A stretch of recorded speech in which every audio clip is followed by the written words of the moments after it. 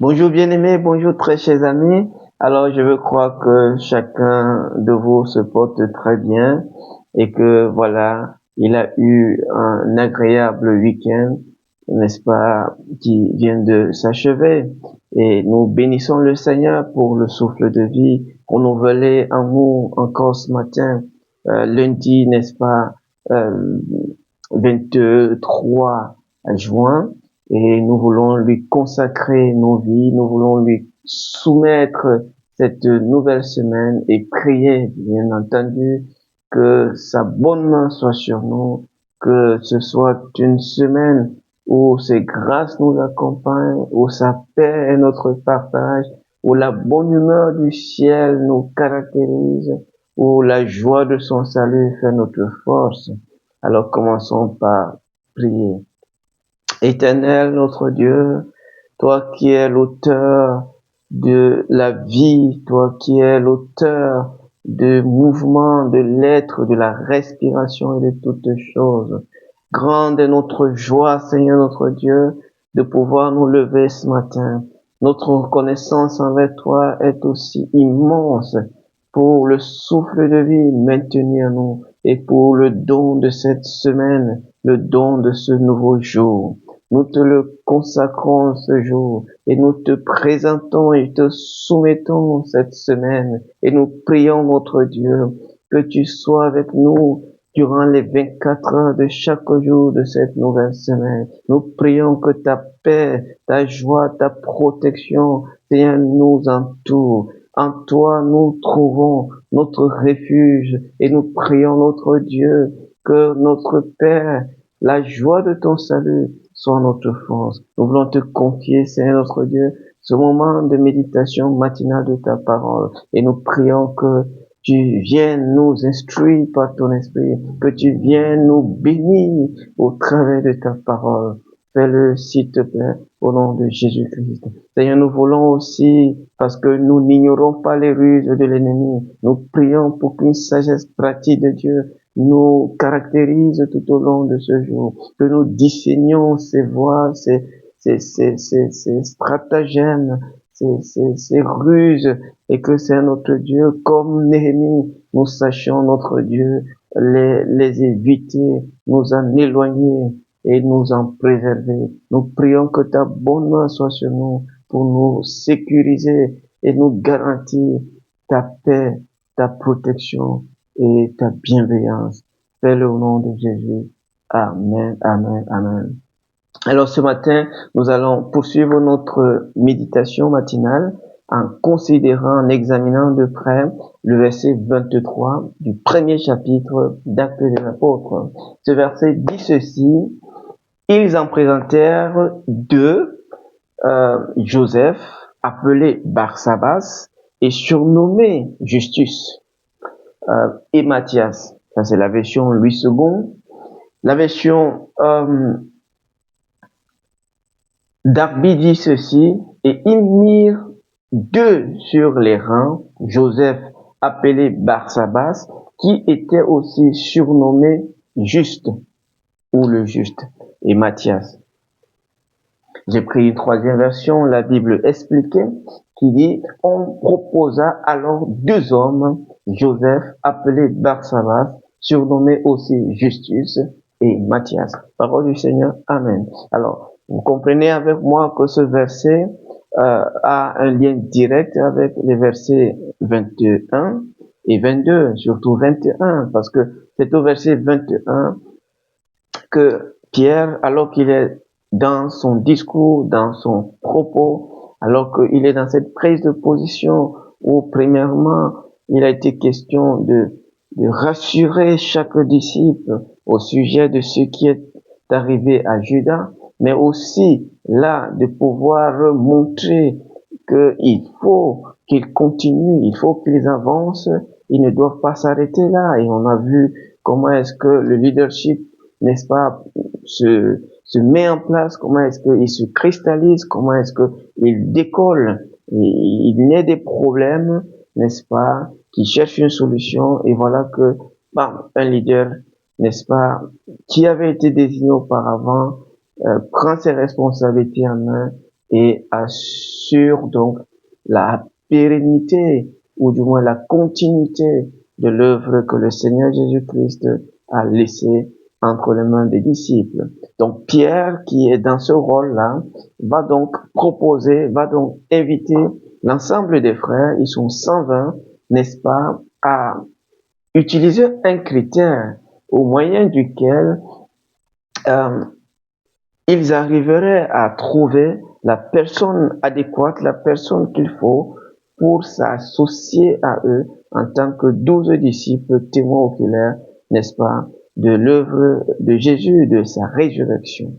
Et ici, ce verset est le résultat de ce travail de fond qui a été fait, est le résultat du respect du principe que lui-même, Pierre, n'est-ce pas, a pu suggérer, proposer. Il n'y avait qu'un seul critère, et ce critère consistait tout simplement à considérer, n'est-ce pas, parmi les 109 personnes, c'est-à-dire mis à part les 11 apôtres, 109 personnes qui étaient rassemblées dans la chambre haute, de trouver des personnes qui avaient marché fidèlement, n'est-ce pas, qui avaient suivi Jésus depuis son baptême, n'est-ce pas, par Jean, dans le Jourdain, jusqu'au jour où il fut enlevé. C'est-à-dire qu'il fut élevé dans les airs, il fut dérobé au ciel, n'est-ce pas, au mont des Oliviers, tel que nous l'avons étudié, considéré, n'est-ce pas, dans les versets précédents.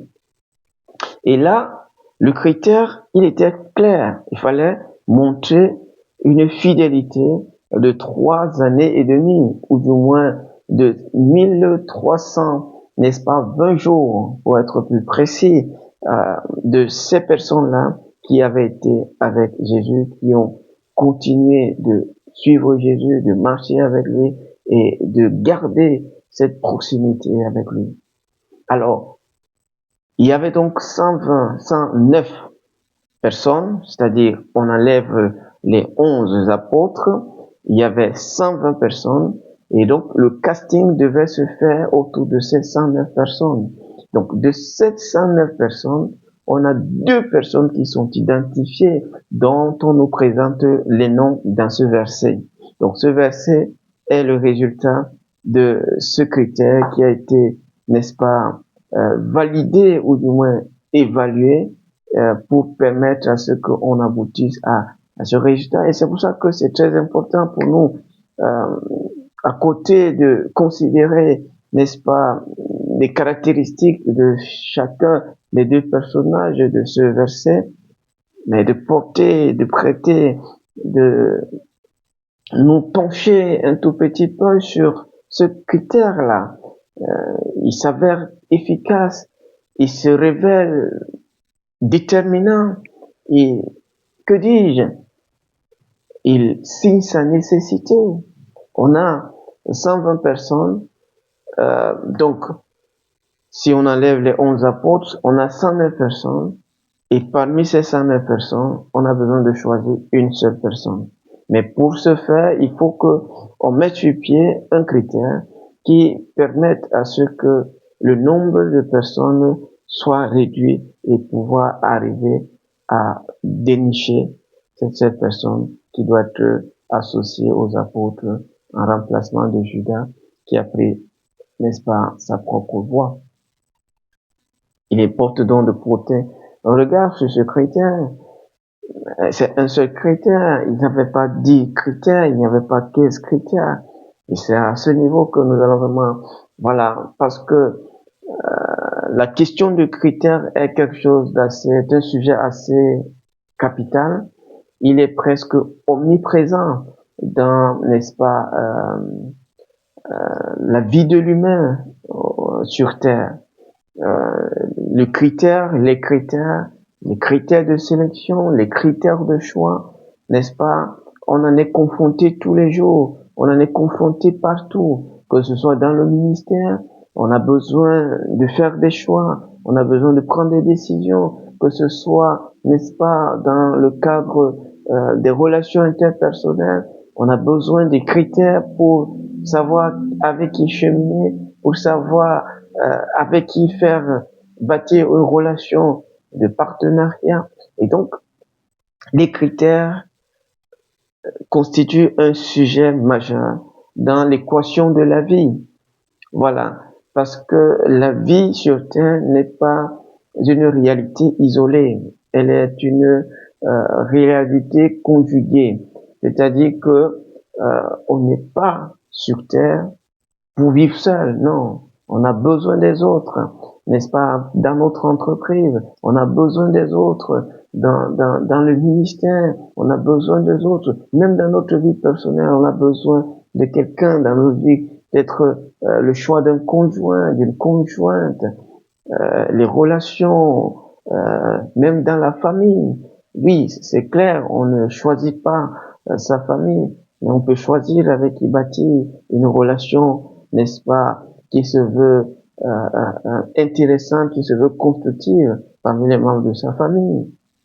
C'est ainsi qu'on va voir que dans une même fratrie, tel s'entend plus facilement avec tel autre, n'est-ce pas, s'ouvre plus aisément envers tel autre frère, et vice versa.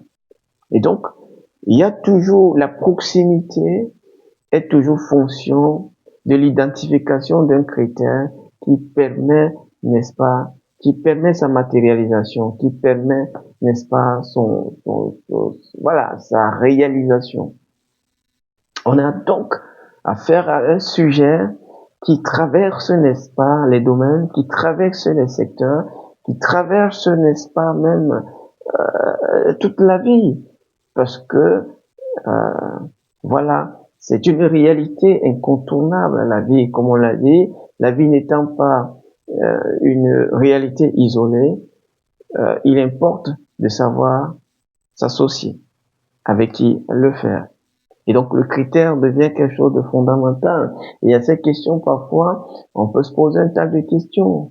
Est-ce que il faut définir plusieurs critères? Est-ce que il faut, pour arriver à dénicher, n'est-ce pas, la personne qu'il faut, il faut multiplier les critères, ainsi de suite. On va voir, est-ce que c'est le nombre de critères qui fait la force d'un recrutement, qui fait la force d'une sélection, qui fait la force d'un choix? Est-ce que c'est ça? On va rapidement le voir. Mais on a vu que nous sommes, n'est-ce pas, en face d'une situation qui, quand même, nous invite à porter un regard un peu assez particulier sur les deux personnages qui nous sont présentés. Notons quand même que le critère qui est ici est un critère qui démontre son efficacité du fait de cette simplification et l'obtention des résultats assez intéressants. Vous voyez, mais on voit aussi que c'est un critère qui expose, n'est-ce pas, la rareté d'une vertu qui fait vraiment défaut parmi nous. Et je me suis amusé à faire une sorte de ratio, n'est-ce pas, par rapport aux informations que nous avons dans ce verset et puis les versets précédents que nous avons déjà examinés de près et en profondeur. On nous dit qu'ils étaient 120 dans la chambre haute. On nous dit que il fallait une personne qui s'attache, qui s'associe aux 11 apôtres. Maintenant, le critère qui était là était celui de vérifier la fidélité des postulants, la fidélité des candidats. Pour donc simplifier la présélection, la fidélité était de mise. Il fallait voir les gens qui, n'est-ce pas, malgré leur faiblesse, pouvaient rester fidèles à Jésus, fidèles au Seigneur. Et là, ce critère de fidélité a révélé un faible nombre qui avait suivi Jésus depuis son baptême par Jean jusqu'à son ascension. On voit donc que si on prend on fait le ratio des deux par rapport à 109 personnes, on a moins de 2% de personnes d'un environnement qui sont fidèles. Et si on prend l'ensemble des disciples dans la chambre haute, c'est-à-dire en plus, on fait intégrer les apôtres, on a 13 personnes sur 120 qui aient marché fidèlement avec Jésus. En d'autres termes, on a moins de 11%, ou du moins près de 11% des gens qui sont fidèles. Et ça doit nous intéresser. On comprend que la fidélité est une vertu qui est extrêmement rare. La fidélité est une vertu qui, n'est-ce pas, ne court pas les rues. C'est pour ça que la Bible dit un ami fidèle vaut mieux que 10 frères. Parce que quel que soit ce que tu traverses, il sera avec toi. Il sera avec vous. Mieux vaut un fidèle que 10 amis qui apparaissent et disparaissent quand cela les enchante. La fidélité est une vertu qui est d'une extrême rareté. C'est pour ça que quand vous avez la possibilité de tomber sur des gens fidèles, ne les négligez pas. Quand vous avez la possibilité de tomber sur des gens fidèles, ne les prenez pas pour acquis. Parce que l'avenir de votre entreprise, l'avenir de votre ministère va dépendre des personnes fidèles. Pas des personnes talentueuses, mais des personnes fidèles. Et en constatant ce faible ratio, j'ai juste eu à cœur de crier au Seigneur. Dans tout domaine, il n'y a que 10% de personnes fidèles. Les autres, vous pouvez compter sur elles pour leurs talents, pour leurs aptitudes, pour leurs compétences. Mais sachez que, quel que soit le nombre que vous êtes, de ce nombre, il n'y a que 10% sur lesquels vous pouvez véritablement compter. 10% qui ne vous abandonnera jamais. 10% qui sera toujours avec vous. 10% qui va toujours s'attacher à vous. Et mieux vaut les 10% qui vous sont fidèles que les 90% qui peuvent vous vomir à tout moment. Ce qui m'amène donc à intégrer, regardons juste de près ces deux personnages qui nous sont présentés. On nous présente, n'est-ce pas, le CV de chacune de ces personnes. Alors, on est d'accord que ces deux personnes-là ont rempli le critère unique qui a été proposé, qui a été, n'est-ce pas, utilisé, c'est-à-dire le critère de la fidélité. Barsabas, comme Matthias, était fidèle. Mais quand on regarde un peu, parce que c'est une question qu'on pourra se poser, c'est que faire lorsque il faut choisir une personne parmi toutes celles qui remplissent toutes les mêmes conditions. C'est-à-dire que si je dois choisir une personne parmi 2 ou 3 ou 5 ou 10, sauf que les 10, les 5, les 2 remplissent toutes les mêmes conditions, sur quoi est-ce que je devrais m'appuyer pour choisir le bon, pour choisir le meilleur? Et c'est exactement ce qu'on va voir certainement demain à travers le verset qui va suivre. Mais on peut déjà regarder un tout petit peu ici, à travers les noms même déjà de ces deux personnages. Joseph, comme vous pouvez certainement le savoir, dans sa tradition, signifie tout simplement que Dieu ajoute.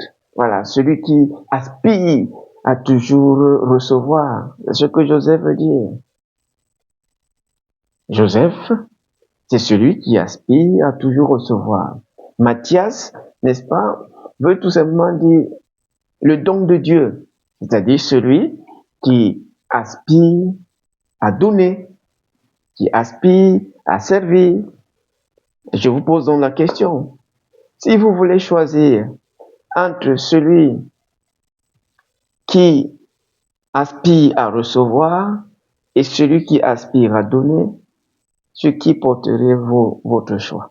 Je crois que certainement, vous pouvez déjà envisager la réponse à cette question. Qui est-ce qui va être choisi? Qui est-ce qui va être associé aux apôtres? Effectivement, quand on regarde encore de près, on voit que Matthias, quand il est présenté, il n'y a presque rien à dire autour de lui.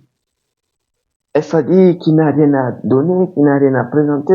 Comme je l'ai déjà dit, son nom, voilà, pour ceux qui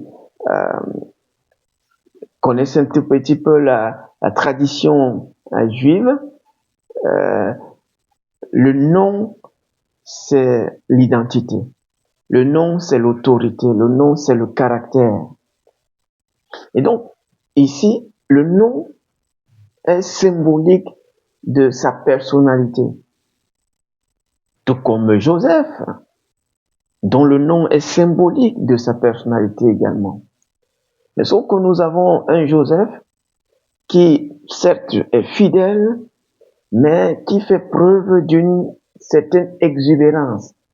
On étale, n'est-ce pas, ses pédigris, on étale, n'est-ce pas, ses compétences, on l'appelle Joseph le Juste, il est surnommé le Juste, certainement par ce qu'il réalise. Donc on voit un personnage extrêmement extraverti, un personnage, voilà, presque exubérant.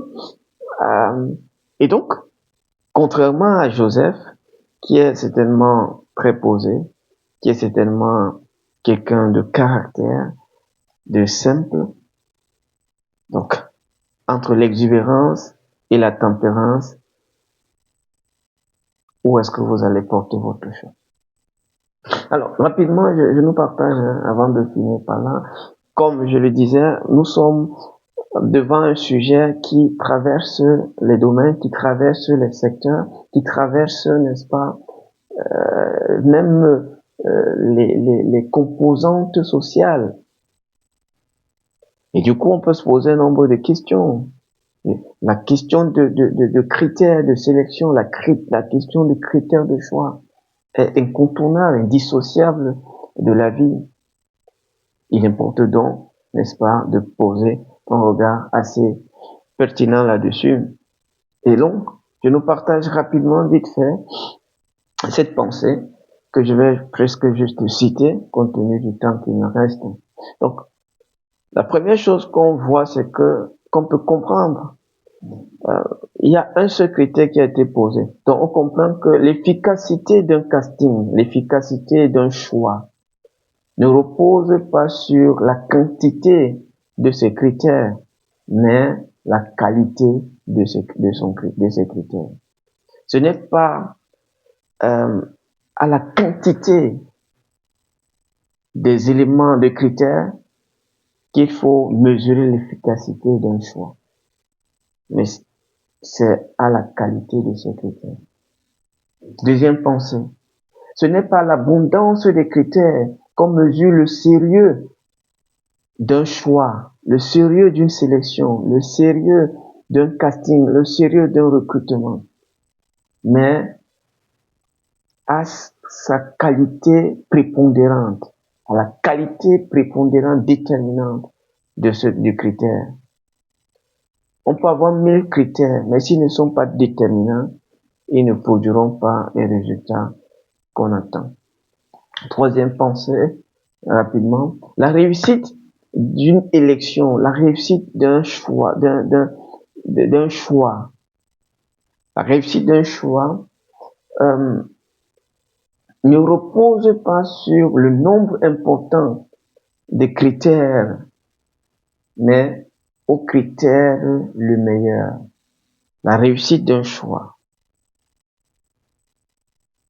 ne repose pas sur l'abondance, la plénitude, le nombre grand, important, considérable, des critères. Ah, pour mon conjoint, je veux qu'il soit comme ça, comme ça, comme ça, comme ça, comme ça, comme ça. C'est bien. Mais s'il y a un critère qui manque, qui doit pourtant être là, le choix ne sera certainement pas conséquent.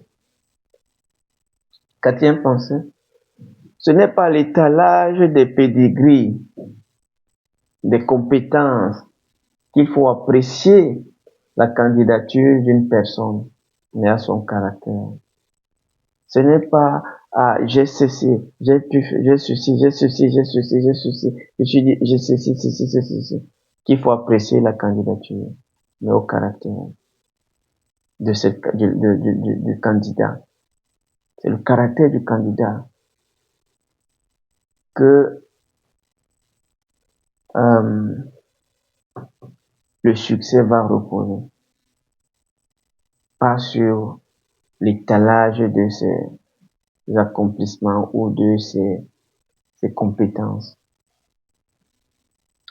Cinquième pensée, ce n'est pas à la personne talentueuse qu'il faut mettre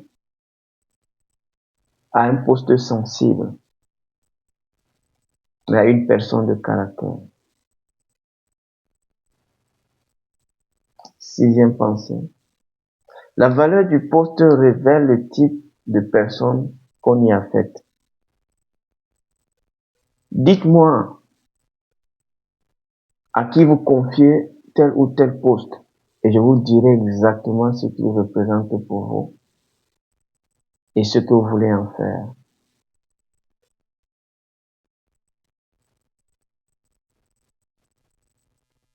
Septième et dernière pensée. Ce ne sont pas les qualifications qui doivent dicter les affectations à tel ou tel poste. C'est au caractère de le faire. Si vous mettez un voleur à la trésorerie et vous attendez à ce que votre argent reste intact, parce que vous-même vous savez que vous n'aurez que vos yeux à pleurer.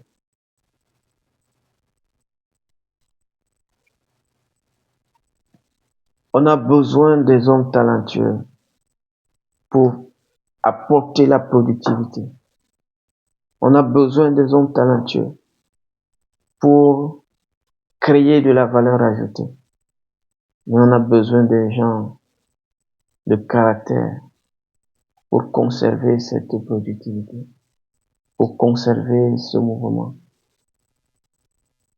Sans le caractère, le mouvement aussi florissant qu'il puisse être peut éclater, peut décliner, peut déchoir.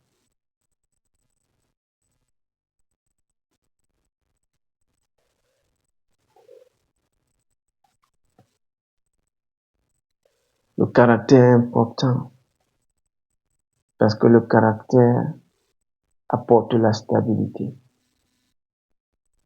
Le don peut vous élever. Le don peut vous attirer des grâces. Mais sans caractère, comme disait Miles Monroe, le don même va vous tuer. Sans caractère, le don va causer votre ruine. C'est une parole qui m'effraie moi-même.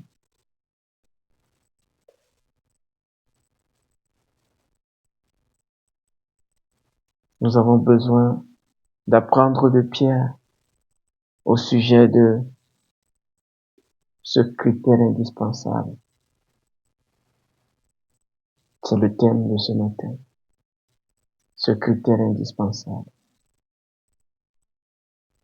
La fidélité. Aujourd'hui, récemment, je suivais les informations. On n'a plus que faire des CV. Maintenant, les recrutements se font un peu à tout va. On évite les potentiels candidats, les potentiels euh, intéressés. et on discute avec eux pour voir comment ils vont réagir, quelle est la force de leur caractère. Sont-ils volatiles? Sont-ils posés? Sont-ils tempérants? Sont-ils exubérants? C'est à ce niveau que le choix va être déterminé. Ils n'ont pas inventé la roue. La Bible nous le dit clairement. Le caractère doit prédominer si jamais nous aspirons à un choix efficace, à un choix intéressant pour des résultats merveilleux auxquels nous aspirons. Alors prions que Dieu nous aide à intégrer qu'on n'a pas besoin de 1000 critères, on n'en a besoin que d'un seul, dont la portée sera toujours déterminante pour les résultats qu'on veut voir, le mouvement qu'on veut maintenir, cette vision qu'on veut accomplir. Prions tous ensemble. Seigneur notre Dieu, nous te bénissons pour ta parole ce matin, qui place devant nous notre propre infidélité, que c'est impressionnant de voir combien la fidélité représente une valeur, une vertu d'extrême grandeur. Seigneur, nous prions que par ta grâce, tu nous accordes d'être fidèles, fidèles à notre appel, fidèles à nos engagements, fidèles à ce que tu attends de nous. Nous prions, Seigneur notre Dieu, tu nous aides au travers de ce passage à intégrer la valeur indispensable de la fidélité en tant que critère de choix, en tant que critère de sélection, en tant que critère de recrutement, en tant que critère pour pouvoir, Seigneur notre Dieu,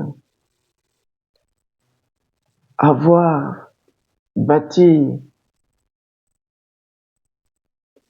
des relations, nouer des relations de partenariat, bâtir des amitiés. Fais-le, Seigneur notre Dieu, et que ton nom soit glorifié au nom de Jésus-Christ. Amen. Dieu nous bénisse. Je vous souhaite une excellente journée, une merveilleuse semaine, et retrouvons-nous demain, n'est-ce pas, pour une portion de méditation de la parole du Seigneur. Shalom, paix dans le Seigneur.